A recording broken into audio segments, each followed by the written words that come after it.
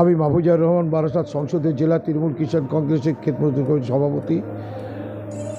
গতকাল 29 রোজা শেষ হয়ে আজ মহা খুশির ঈদ পালিত হলো।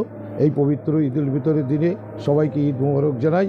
আমাদের মাননীয় মুখ্যমন্ত্রী মমতা ব্যানার্জি সারা রাজ্য সহ ভারতবর্ষব্যাপী যে সম্প্রীতির বার্তা দিয়েছে, আজকের আমি সেই বার্তাটাই দিতে চাই।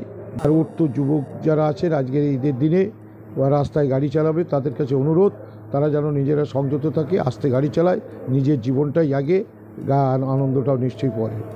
মানুষ খুশির ঈদ আনন্দ করুক, উপভোগ করুক, সবাই ভালো থাক, সুন্দর থাক, সুস্থ থাক, আপনার এই কামনাই আমার রইল। আসসালামু আলাইকুম, আমি আসিম মোল্লা, বারাসাত সংসদীয় জেলা কিষাণ তৃণমূল কংগ্রেসের জেলা সম্পাদক। ঠিক আছে, আমাদের আজ 1 মাস রোজা রেখে আজ ঈদুল ফিতরের নামাজ পড়লাম। ঠিক আছে, বিশেষ করে তামাম পৃথিবীর মানুষকে ঈদের শুভেচ্ছা অভিনন্দন আমার তরফ থেকে রইল। আর বিশেষ করে যে আজকে ঈদের দিন আমাদের ভাই বন্ধুদের বিশেষ করে অনুরোধ করে বলবো যে রোডে যারা গাড়ি চালাবেন আস্তে আস্তে গাড়ি চালাবেন, বিশেষ করে হেলমেটটা অবশ্যই পরবেন। মুখ্যমন্ত্রী মমতা বন্দ্যোপাধ্যায় জাতি ধর্ম বর্ণ নির্বিশেষে আমাদের সম্প্রীতির